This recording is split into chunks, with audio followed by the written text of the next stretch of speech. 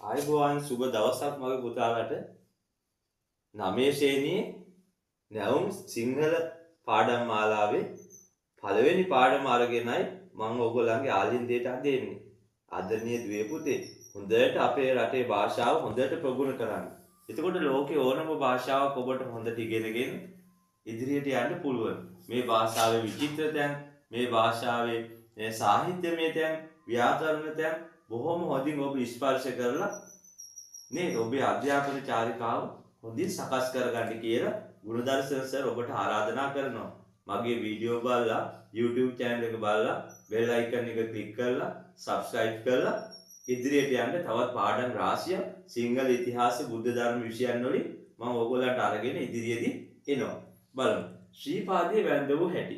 මේ පුතේ මේ පාඩම උපුටාගෙන තියෙන්නේ සකස් කරලා තියෙන්නේ විශ්‍රාමික විදුහල්පතිවරයෙක් හිටියා ඩී.පී. වික්‍රමසිංහ මහත්මයා. එතුමාගේ මගදිගට ජනකතා කියන කෘතියෙන් තමයි මේ ශ්‍රීපාදයේ වැඳ වූ හැටි කියන විචිත්‍රවත් මේ ජනකතාව ඇසුරු කරගෙන මේ පාඩම නිර්මාණය කරලා තියෙන්නේ. ජනශ්‍රති කියන જાතියක් තියෙනවා. ජනකතා, කවි පිරුළු රූඩි, ලස්සන කතාන්තර, ගැමි චාරිත්‍ර හා බැඳුණු, ගැමි සිරිත් විරිත්, ගැමියන්ගේ එදිනදා ජීවිතය හා බැඳුණු කතාන්තර මුඛ පරම්පරාවෙන් ඇවිල්ලා ජන විශ්වාස අනුව ඇවිල්ලා එක එක සංස්කෘතීන් වල ජන කොට්ටාස අනුව කතා ව්‍යවහාරයෙන් ඇවිල්ලා ඒව පොත්වල නෙළුණාට නොලියුණාට අද වෙනකම් අපේ ජනයා අතර ප්‍රචලිතව තියෙනවා. ඒවට ජනකතා ජනශ්‍රති කියලා කියනවා. මෙන්න මේ ජනශ්‍රතියක් ජනකතාවක් ඇසුරු කොටගෙන මල්හැවට දකුණින් තිබුණ කොටගම ගම කේන්ද්‍ර කරගෙන තමයි මේ පාඩමේ කතාව නිර්මාණය වෙලා තියෙන්නේ. එතකොට මෙහි හිටිය සිටුවරයෙක් හිටියා. වංශවත් රදල පවුරක් හිටියා. එතකොට මෙන්න මේ පවුලේ පසු සමාජිකයෝ කේන්ද්‍ර කරගෙන කොටගම වෙල්යායත් ගල්ඔයත් ඒ වගේම පෝෂණය වෙච්ච ප්‍රදේශයක් තමයි මේ කොටගම ප්‍රදේශය. කොටගම සිටානෝ කියලා තමයි මේ වංශවත් රජුගේ පවුලේ තාත්තාව ආමන්ත්‍රණය කළේ. ඒ දියණියක් හිටියා. ඒ දියණියත් පුතුන් දායාද කරලා වයසට ගිහිල්ලා මෙයා කල්පනා කරනවා ලංකාවේ හැම තැනක්ම මම වන්දනා කරගත්තා. අපිත් යනවා නේද පුතේ ට්‍රිප්ස් යනවා පික්නික් යනවා. එතකොට දැන් වල බෙහෙර විහාරස්ථාන වැඩ පුදා ගන්නවා. පරිසරාත්මක දේවල් බලනවා. එතකොට මෙයා කල්පනා කළා මම හැම තැනටම ගියා ශ්‍රීපාද පද්මේ තමයි මට වන්දනා කරගන්න බැරි වුණේ. ඒ නිසා අවසන් හුස්ම බලන්න හෙලන්න කලින් ශ්‍රීපාදයේ වැඳගත්තොත් මට බොහොම යහපතක් මගේ පරලොව ජීවිතයට කියලා සංසාර ජීවිතයට කියලා කල්පනා කරනවා. මට කාටවත් මේ ගැන කියන්න කෙනෙක් නැහැ. පුතාලට කියලා බලන්න ඕනේ කියලා කියනවා. මගේ සියලුම වස්තුව මෙන්න මේ මාව ශ්‍රීපාද ස්ථානයේ වන්දනා කරවන කෙනාට ලබා දෙනවා කියන සිතුවිල්ලත් අදිෂ්ඨානයෙන් යුතුව පුත්තු 3 දෙනා කැඳවලා මට බොහෝ වෙහෙර විහාර මං වන්දනා කළා. ශ්‍රීපාද ස්ථානයේ මට වන්දනා කරගන්න බැරි වුණා. ඒ නිසා ශ්‍රීපාද ස්ථානයේ වන්දනා කරන්ද මාව එක්කන් යන කෙනෙකුට මගේ මුළු වස්තුවම පවරනවායි කියලා මේ වැඩිමහල් අයටත් අනිකුත් පුතුන්ටත් කිව්වා. එතකොට වැඩිමහල් පුතු දෙන්න කල්පනා කරනවා මේ අම්මා දැන් ඉන්න තත්ත්වයේ හැටියට වයසේ හැටියට කොච්චර ඈත මනරම් තැනක ලස්සන තැනක උස පර්වතයක ශ්‍රීපාදස්ථානයේ පිහිටුවත් මේ ගමන එතුමියගේ වයස අනුව එක්කන් යන්න පුළුවන් තත්ත්වයේ ඉන්නවද කියන එක ගැන මේගොල්ලෝගේ කල්පනාවට එනවා. ඒ නිසා මේගොල්ලෝ කියනවා මෑණියනි ඔබ ඉන්න වයස හොඳ නෑ අම්මේ. මොකද ඔබට මේ වගේ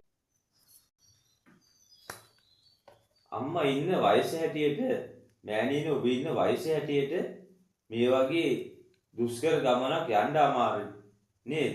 ඒ නිසා මේ ඔබට ආපු මේ සිතුවිලි හිතෙන් අහක් කරගන්න කියලා වැඩිමහල් පුත්‍රවරයෝ කියනවා. බාල පුතාට කල්පනා වෙනවා මෙහෙම. අම්මා ශ්‍රීපාදයේ වන්දනා කරගන්න බැරි වෙලා කලකිරුණු සිතින් ලෙඩ වෙලා ඉක්මනට මිය දෙන්න පුළුවන්. මිය පරලෝ යන්න පුළුවන්. ඒ නිසා මෙච්චර දුෂ්කර ගමනක් වුණත් අම්මා සමග යාමට මට මේ අමාරුයි මේ දුෂ්කර ගමන. එහෙ ගිහිල්ලා ආපහු එන්න ලැබෙනවා කියන එකත් හිතන්න අමාරුයි. ඒ නිසා බාල පුතා මේකට කල්පනා කරනවා මම මේ වගේ කන්දක් ශ්‍රීපාදේ වගේ කන්දක් හොයාගෙන ඒකේ ශ්‍රීපතුල් ලාංඡනයක් කොටවලා අම්මව එතෙන්ට එක්කන් ගිහිල්ලා අම්මාගේ දැන් මේ අම්මා කල්පනා කරනවා තමන්ගේ හිතේ ඇති වුණු ආශාව දැන් ජීවිතයේ අවසාන අවධියේ ඇති වුණු ආශාව ශ්‍රීපාදස්ථානේ වැඳ ගන්න. දැන් තමන්ගේ වැඩිමහල් පුතුණු බාල පුතත් කැඳවලා කියනවා මට මෙන්න මේ වගේ අවශ්‍යතාවයක් ආශාවක් ඇති වුණා. මගේ මුළු වස්තුවම ලබා දෙනවා මේ මාව ශ්‍රීපාදස්ථානයේ එක්කන් ගිහිල්ලා බුදුන්ගේ ශ්‍රීපතුල වන්දවන්න සලස්වන කෙනාට මගේ මුළු ශේෂතම වස්තුවම පරිත්‍යාග කරනවා ලබා දෙනවා පවරනවා කියලා මේ අම්මා කිව්වා. දැන් මොකද වැඩිමහල් මුතු කල්පනා කරනවා දැන් අම්මා ඉන්න වයසේ හැටියට මෙච්චර දුෂ්කර ගමනක් යන්න බෑ. කොච්චර උස පර්වතයක් මුදුනේද මේ ශ්‍රීපාදේ තියෙන්නේ. අම්මගේ තත්ත්වය හැටියට ඒක කොහොමවත් කරන්න බෑ කියලා අම්මට කියනවා ඒක හිතෙන් අස් කරගන්න කියලා. හැබැයි බාල පුතා පුතේ සමහර අය ඉන්නවා හිතන මතන විදිය වෙනස්. ඔබත් අන්නේ විදිහට හිතන වෙනස්ව කටයුතු කරන වෙනස් කෙනෙක් වෙන්න තමයි උත්සාහ කරන්න ඕන. සාම්ප්‍රදායික එකම විදිහට හැදුණු වැඩුණු කෙනෙක් නෙමෙයි. ඒ නිසා හොඳට මෙයා කල්පනා කරනවා බාල පුතා අම්මා අසතුටු සිතින් මිය ගියොත් පරලෝ ජීවිතේට ඒක හොඳ නැහැ. ඒ නිසා මෙච්චර දුෂ්කර ගමනක් අම්මා එක්ක ගිහිල්ලා මට ආපහු එන්න ලැබෙයි කියලා හිතන්න බෑ. මම ශ්‍රීපාද වගේ කන්දක් හොයාගෙන එහි ශ්‍රීපාද ලාංඡනය කොටවලා අම්මාව එතෙන්ට එක්කන් ගිහිල්ලා ශ්‍රීපාදයට වන්දනවා කියලා මේ ඔන්න චේතනාවක් පහළ කරගත්ත සිතිවිල්ලක් පහළ කරගත්තා. එතකොට මම ඔබව ශ්‍රීපාදයට අම්මේ කොහොම හරි එක්කගෙන යනවා. හරිද? ඒකට ලෑස්ති වෙන්න කියලා සුදුසු දේවල් අරගෙන ලෑස්ති වෙන්න කියලා සතියකින් දෙකකින් අපි එහෙ යන්න ලෑස්ති වෙන්න කියලා දැන් ඔන්න අම්මට කිව්වා. දැන් එහෙම කියලා මොකද දැන් මේ මං ඒකට යන මාර්ගයේ පහසුම මාර්ගය දැනගෙන එන්නම් කියලා ඔන්න පුංචි පුතා බාල පුතා පිටත් වුණා. දැන් මේකට සුදුසු ස්ථානයක් තෝරගන්න ඕනේ. ධන සම්භාරයක් ලෑස්ති කරගන්න ඕනේ. උපකරණ ලෑස්ති කරගන්න ඕනේ. උදව්වට කට්ටිය ලෑස්ති කරගන්න ඕනේ. දැන් මේක එසේ මෙසේ ගමනක් නෙමේ ඒ කාලේ හැටියට. දැන් නම් ඉතින් යාන වාහන තියෙන යුගයේ හරි ලේසි ගමනක්. ඒත් කන්ද නගින එක නේද පලාබත්ගල මාර්ගය තියෙනවා, හැටන් මාර්ගය තියෙනවා, දුෂ්කර ගමනක්. එතකොට දැන් මේ උස කන්දක් තියෙන මේ වගේම කන්දක් තියෙන ප්‍රදේශයක් හොයාගෙන ගියා. දැන් මේ ගියාට ගමෙන් දකුණු පැත්තේ තියෙනවා බදුළු පැත්තට යන පැත්ත පාර. එතකොට දික්වැල්ල නාවුල්ල මේ ගම් පසු කරගෙන ගිහිල්ලා මඩුල්ලට දුර්ග මාර්ගය පටන් ගන්න තැන තියෙනවා. මාගම්පත්තුව කියන පුරාණ කාලේ තිබුණා. මාගම්පත්තුව දැන් මේ පත්තු පුතේ පරිහරණය කරන්නේ නැහැනේ.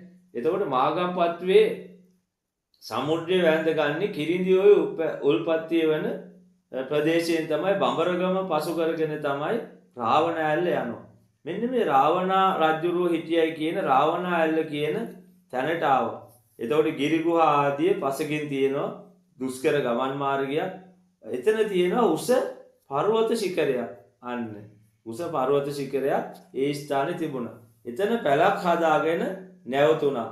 ගල් වඩු එක්කන් ආවා. දැන් මේ ශ්‍රීපාද ලාංඡනය කොටවන්න ඕනේ. එතෙන්ට යන්න ගමන් මාර්ගය සකස් කරන්න ඕනේ. එතකොට මේ ශ්‍රීපාදයේ ඇති තැන මේ සමන් දේවාලයක්කුත් ඒ වගේම 12 මහේ පහනක් ගන්ටාරයක් ඒක වටකල ප්‍රාකාරයක් මෙන්න මේ ඔක්කොම මේ ඉදි කරා ඉක්මනින්ම ඉදි කරලා ආපහු ගමට ගියා. විශාල ධනස්කන්ධයක් ඒ කාලේ හැටියට වැය වෙන්න ඇති. දැන් අම්මගේ ඉල්ලීම ඉෂ්ට කරන්න ඕනේ. ගිහිල්ලා මම ශ්‍රීපාදස්ථානයට යන ගමන අම්මේ බලාගෙන ආවා. පාර බලාගෙන ආවා. දැන් සූදානම් වෙන්න කියලා දැන් අම්මට හරි සතුටුයි. මේ පූජාවට අවශ්‍ය උපකරණ මේවා ඔක්කොම බාන්න කලින් ලෑස්ති කරගෙන දසිදස්සන් කීප දෙනෙකුත් එක්ක ඔන්න ගමන ගියා. එතකොට සිටු කුමාරයාත් ගමනට සුදුසු වේලාවක් ලෑස්ති කරගෙන අවශ්‍ය දෝලා ආදී නේද පයින් යන්න අමාරුයිනේ මේ අම්මට දැන් වයසයිනේ. ඒවා ලෑස්ති කරගෙන පිරිවර එක්රැස් කරගෙන සුබ නැගතින් මෑණියන් පෙරටු කොටගෙන වන්දනා ගමන පිටත් වුණා. බලන්න තමන් හැදු වැඩු අම්මා තාත්තගේ සිතුම් පැතුම් නේද අම්මා කියපු දේ ඉෂ්ට කරන්න බාල පුතා කොහොම හරි නේද? අපිත් අම්මා තාත්තගේ බලාපොරොත්තු ඇති. ඒව පුතේ ඉෂ්ට කරන්න අපි කටයුතු කරන්න ඕනේ. ඒ ප්‍රාර්ථනා ඉෂ්ට වුණොත් ඔවුන් මේ සතුටින් මේ පරලෝ යාවි. එතකොට දැන් මෑණියනුත් එක් කරගෙන දැන් මේ තනිතලා ප්‍රදේශ පසු කරමින් දැන් අර එයා ගිය රාවණ ඇල්ල ප්‍රදේශයේ උස් කඳු මුදුන තියෙන තැනට ආවා. දැන් ඇවිල්ලා මේ අපි ඇවිල්ලා ඉන්නේ සමන්තකූට පර්වතයේ අසලට කියලා මේ රත්නපුර නගරයට කියලා කිව්වා. ගිහිල්ලා මේ ගමනේ දුෂ්කර කොටසේ තියෙන ඉස්සරහට අම්මේ සමන් දෙවියන්ගේ කරුණාවෙන් තව දවස් කීපයකින් අපට ශ්‍රීපාදයේ වැඳ පුදා ගන්න පුළුවන් කියලා සිටු කුමාරයා කිව්වා. දැන් එතකොට මේ කිට්ටුවටම ආවා. දැන් ක්‍රමක්‍රමයෙන් සති දෙකකදී බදුල්ලේ පුරවරයට බදුල්ලට ආවා. ඇවිල්ලා කිව්වා දැන් අපි සමන් දෙවියන්ගේ අඩවියට ඒ කිට්ටුවටම රත්නපුර නගරයට ඇවිල්ලා ඉන්නේ. තව ටික දවසකින් ශ්‍රීපාදයේ කරුණා කරන්න පුළුවන් කියලා කිව්වා. බදුල්ලෙන් පිටත් වෙලා නොයෙක් ස්ථානවල නැවතිලා ගිමන් නැරලා රාවණ ඇල්ල ළඟට ආවා. දැන් වගේ හොඳ මාර්ග නැති නිසා පුතේ දුෂ්කර මාර්ග වලින් කඳු කපුල වලින් තමයි එන්න තියෙන්නේ. මේ සීත ගඟුල කියලා රාවණ ඇල්ල සමීපයෙන් ජල ස්නානය කරලා දැන් අපි සීත ගඟුලෙන් ජල ස්නානය කරනවානේ පුතේ ශ්‍රීපාද පද්මය වන්දනා කරන්න කලින්. දැන් මේ අම්මව ජල ස්නානය කරවලා සෙසු අයත් ජල ස්නානය කරලා පිරුවට අඳලා දෝලාවෙන් කඳු සිකරයට කැඳවාගෙන ගියා. මේ ශ්‍රීපාද පද්මයේ මෑණියනි ඉතී හැටියට වැඳ ගන්න සමන් දේවාලේ මේ පෙරෙන් 12 මහා පාන අර තියෙන ගන්ටාරි මේක සිත්සේ වැඳ පුදා ගන්න කියලා කුමාරයා සිටු කුමාරයා අම්මට කිව්වා. පුත් කුමාරයා අම්මට කිව්වා. රාත්‍රී මේ වාසයේ පිහිටි ස්ථානයක් වැඩකරුවන් ලවා එයා පිළියෙල කරගත්තා, සකස් කරගත්තා. අම්මා ශ්‍රද්ධාවෙන් තෙරුවන් කෙරෙහි අචල භක්තියෙන් යුතුව පූජා භාණ්ඩ සිත්සේ තබලා මේ ගිරිශිකරේ තමන්ගේ පුතා කෙටුව ශ්‍රීපාදස්ථානයේ වන්දනා කරගත්තා. එතකොට වන්දනා කරගෙන කන්දෙන් පහළට බැහැලා ආපහු ගමට ආවා. එතකොට ශ්‍රීපාද වන්දනාවෙන් පීතියටපත් අම්මා තමා සන්තකයේ තියෙන සියලුම වස්තුව පොරොන්දු ප්‍රකාරව බාල පුතාට දැන් ඔන්න පැවරුවා. පොරොන්දුවක් වුණානේ. මට ශ්‍රීපාදයේ වන්දවන්න මාව එක්කගෙන යන පුත්‍රයාට කෙනාට මගේ සියලුම සන්තක දේ දෙනවා කියලා. එතකොට දැන් අම්මගේ සිතේ ධාරක සෙනේ හරියට තියෙනවා. බාල පුතාට කතා කරලා කියනවා මාව ඔබ සිත්සේ මේ ගමන එක්කන් ගියා. මම පොරොන්දුවක් වුණා මුළු වස්තුවම ඔබට පවරනවා කියලා. එතකොට මං එහෙම පැවරුවොත් බලන්න අම්ම කෙනෙක් වශයෙන් තියෙන මෛත්‍රිය කරුණාව දරුවන්ට අනිත් අයට කොහොමද ජීවත් වෙන්නේ? ඒගොල්ලන්ගේ කලදසාව කොහොම ගත වේද? මේ ආශාව ඉටු කළා වගේම මගේ සිතේ ශෝකයක් දුරු කළොත් මට සන්තෝෂයෙන් අන්තිම ගමන යන්න පුළුවන් කියලා ඒ ශෝකය දුරු කරන්න පුළුවන් ඔබට පමණයි. දැන් අම්මා කල්පනා කරනවා බාල පුතාට සම්පූර්ණ වස්තුව දුන්නොත් අනිත් අය කොහොමද ජීවත් වෙන්නේ? ඒගොල්ලෝ අමනාප වෙයි, ඒගොල්ලන්ට ජීවන මඟක් නැති වෙයි. එතකොට මේ සිටු පුතා බාල පුතා කියනවා මම ඔබගේ අම්මේ ශෝකය දුරු කරනවා. වැඩිමහල් සහෝදරයන් දෙදෙනා මගට බැස්සවීමට මං කිසිසේත් ඔබගේ වස්තුව තණ්හාවෙන් තෘෂ්ණාවෙන් සියලු වස්තුව මං ගන්නෑ. ඒ සියලු සහෝදරයන්ට මගේ වස්තුව මට ඔබ දෙන සම්පූර්ණ වස්තුව බෙදලා දෙනවා. සහෝදරයන් දෙදෙනාටත් මට දෙන වස්තුව සමානව බෙදලා දෙනවා. මෑණියන් ඉදිරිපිට දීම මේ වස්තු සම්භාරය 3ට බෙදලා දෙකොටසක් සමානව තමන්ගේ සහෝදරයන්ටත් ඉතිරි කොටස මටත් ලබා දෙනවා පැවරුවා. ඒ අනුව මහලු සිටු දෙවිය මොකද ඔබ බෝධිසත්වරේ බුදු බව ලැබේවා ප්‍රාර්ථනා කරලා ප්‍රීතියෙන් අවසන් ගමන් යන්න මට පුළුවන් කියලා ප්‍රකාශ කරනවා. ටික දවසකින් ඒ මෑණියන් මිය පරලෝ ගියා. සහෝදරයන් තිදෙනාත් සමගියෙන් කිසිම දේපල පිළිබඳ ප්‍රශ්නයක් ඇති වුණේ නැහැ. සහෝදරයන් තිදෙනා මිය පරලෝ ගියා. ඔන්න ඔය කතාව පුතේ මම ඉක්මනින් සැකයෙන් ඔබට කිව්වේ දීර්ඝ විස්තර නොකිය. ඔන්න ඔය කතාව තමයි මේ පාඩමට පාදක වෙන්නේ. හොඳයි පුතේ. මේ පාඩමත් එක්ක බැඳුණු ව්‍යාකරණ කොටසුත් තියෙනවා. ඒ වගේම භාෂාත්මක කොටසක් තියෙනවා. පාඩම අපි රසවත්ම කළා වගේම මේ භාෂාත්මක කොටසත් ව්‍යාකරණ කොටසත් අපි අනිවාර්යයෙන්ම සෑම පාඩමකම අධ්‍යයනය කරන්න ඕනේ. ඒක ඉතාම වැදගත් කොටස. මොකද ඒක ජෙනරලි සාමාන්‍ය වශයෙන් විභාග ප්‍රශ්න පත්‍ර ඉලක්ක කරගෙන ඒකේ ඉතා වැදගත් වෙනවා ඒ සඳහා ලබන අවබෝධය. මේ භාෂාවේ රසවත් යෙදුම් රාශියක් මේ පාඩම කේන්ද්‍ර කරගෙන මේ ජන කතාව කේන්ද්‍ර කරගෙන තියෙනවා.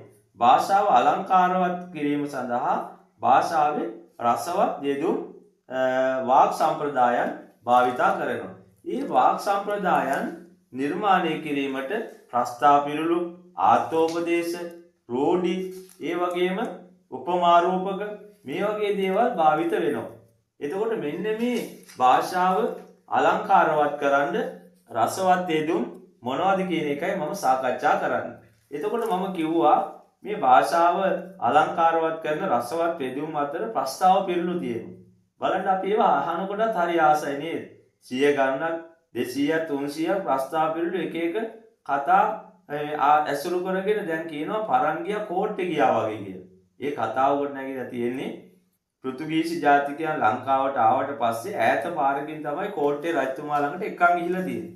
එතකොට කෙටි මගකින් කරන්න පුළුවන් කෙටියෙන් කරන්න පුළුවන් යම් දෙයක් බොහෝම වෙහෙස මහන්සිලා කරනවාට කියනවා පරන් ගියා කෝට්ටේ ගියා වගේ. කෙටි මගකින් යන්න පුළුවන් ගමන බොහෝ ඈත මාර්ගයක එකයි යනවා. ෂෝට් කට් එකක් කියලා ලොම් රෝඩ් එකකින් එකයි යනවා. අන්න ඒකට කියනවා පරන් ගියා කෝට්ටේ ගියා වගේ කියලා. එතකොට හැබැයි ඒව උචිත තැන් වලට තමයි මේ උචිත තැන් වලට යොදන සුදුසු කියමන් තමයි ප්‍රස්තාව පිළිලු. ප්‍රස්තාව පිළිලු කියන්නේ මොකද්ද? අවස්ථාවට උචිත තැන් වලට යොදන සුදුසු කියමන්. පයබර වායට පිටිකර බෙහෙත් බැඳ වගේ කියලා කියනවා. ඒක අර මට්ට කුණ්ඩලී කතාවේ අදින්න පුබ්බක බමුණාගේ ඒ කතාවස්යෙන් ගත් එකක්. නේ ඒ වගේම මේ දැන් මේ පාඩමේම තියෙනවා උණුපුරුකේ දැම්මත් බලුවලගේ ඇද නෑරේ. මේ සමහර ගතිගුණ තියෙනවා මිනිස්සුන්ගේ වෙනස් කරන්න බෑ. එතකොට ඒවා. ඊළඟට ආත්මෝපදේශ කියන જાතියක් තියෙනවා. ආප්ත කියන්නේ මොකක්ද? ආප්ත කියන්නේ දැනුම ඇති අය. උපදේශ කියන්නේ බහුශ්‍රැතයන් විසින් දෙන ලද උපදේශ. ඔවා දෙනු පරහට තමා සම්මතේ පිහිටා සිට. ලෝකෝපකාරයෙම තියෙන්නේ නේද? එතකොට ජන කවියක් මෙතන තියෙනවා. ගොඩල්ලේ තරම දැනගෙන ලිඳ කපවුන්. එතකොට වැඩිහිටියන් නැත්තම් දැනුම ඇති අය දෙන ලද මනා ඕදන් වලට කියනවා ආප්තෝපදේශ කියලා. තවත් කොටසක් තියෙනවා පුතේ රෝඩි කියලා. මේ රෝඩි ප්‍රකටව භාවිතා කරන්නේ වෙනස්ම භාෂාත්මක යෙදුමක් තමයි මේ රෝඩි කියන්නේ. ඒ වගේම පුළුල් අදහසක් මේ කෙටි වචන කීපයකින් දෙනවා. එතකොට වාක්‍යයක අර්ථය මේ තීර්ව කරන්න වඩා වර්ධනය කරන්න වඩා විස්තර කරන්න මේ රූඩි යොදා ගන්නවා. එතකොට මේ බලන්න මූණේ දැලි ගෑවා වගේ. දැන් මේව කතාවල යොදනවා. මූණේ දැලි ගෑවා කියන්නේ මොකද? වලදක තියෙන දැලි අරගෙන මූණේ ගන්නෑ. ඒ කියන්නේ තමන්ගේ චරිතයට නැත්තම් තමන්ගේ කුල පරම්පරාවේ තිබුණ ගාම්භීර තත්ත්වයේ ගරුණම්බුව විනාශ කළාට කියනවා මූණේ දැලි ගෑවා වගේ කියලා. ඒ වගේ තැන්වලදී උපයෝගී කරගන්නවා. ගොළු බෙල්ල වගේ ආයන්නේ ගොළු බෙලි ගමන. ඒ කියන්නේ හිමින් වේගවත් නෑ ඇක්ටිව් නෑ අන්න. ගොනු බෙල්ල වගේ යාගේ ගමන ගොනු බෙලි ගමනක් තියෙන කියලා කියනවා. ඔන්න ඔය විදිහට ප්‍රස්තාව පිළිලු ආප්තෝපදේශ රූඩි වගේ දේවල් භාෂාව රසවත් කරන්න යොදා ගන්නවා. මෙන්න මේ පාඩමට මෙහෙම හොඳින් සවන් දීලා මම තවත් පාඩම් එක්ක ඉදිරියේදී ඔබට එකහුව වෙනවා. මෙහි ඔබේ පෙළ පොතේ තියෙන ප්‍රශ්න උත්තර වලට පිළිතුරු ලියලා ලිඛිත අභ්‍යාස කරලා ප්‍රායෝගික අභ්‍යාස කරලා 9 ශ්‍රේණියේ ඔබේ විෂය නිර්දේශයේ සිංහල විෂය නිර්දේශයේ යහපත්ව හොඳින් ආවරණය කරගන්න සූදානම් වෙන්න. තවත් පාඩමකින් හමු වෙමු. දුවල පුතාලා ඔක්කොටම ආයුබෝවන්.